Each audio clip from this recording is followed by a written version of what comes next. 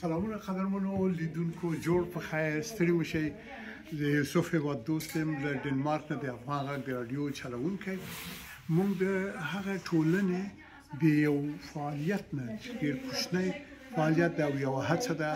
تاسو سره دا اوس خبرې کوو چې دا د ډنمارک د کوپنهاګن ښار ته نږدې د ګینټافټن په کومونیا ښاروالۍ کې چیرې چې زمونږ دغه ټولنه دلته موقعیت لري او دلته فعالیت کوي دغه زمونږ د ټولنې لخوا چې دا البته د ډنمارکیانو یوه ټولنه ده او موږ افغان غږ راډیو تلویزیون هم پکې غړیتوب لرو دغسې یو کوچنی بازار موږ جوړ کړی ده د سیمې خلکو ته چې دلته بیلابیل کالي نوي کالي دي البته دا استعمال شوي نه دي دا کالي دلته راوړل شوي دي ایښودل شوي دي او په ډېره کمه بیه د دې سیمې خلکو ته وړاندې کېږي دا یو ډول اجتماعي خدمات دي چې کله کله ترسره کېږي دا زموږ ټولنه چې دلته ده دغه ټولنه کې چې موږ هم عضویت لرو دا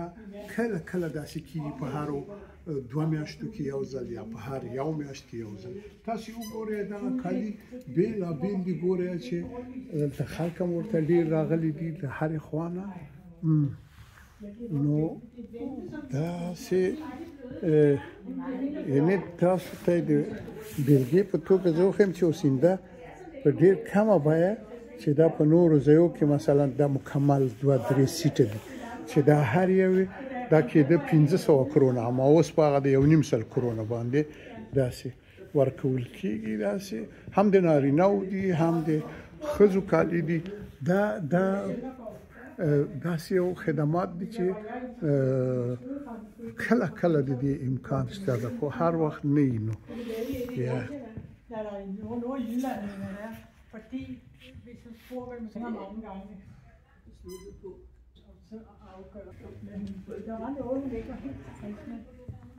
Vi fik ikke lov at se en stue, for der var optaget. نو قدرمنو لیدونکو دا زموږ د راډیو تلویزیون لخوا نه یو کوچنی فعالیت دی یوه هڅه ده چې دې کې موږ افغانان هم برخه اخلو د ډنمارکیانو سره یو ځای دلته یوازې زه او فیضه جانه هوسا چې زما همکاره ده او د تلویزیون چلوونکې ده موږ دواړه عضویت لرو نور دلته افغانان نشته او ډېر ځله موږ دغسې مواردو نه ګټه اخلو د خپل وطن په معرفۍ کې او رښتیا په دا تک کې درته ووایم چې یوه دانه فانټا مې هم دلته ترلاسه کړله ځکه چې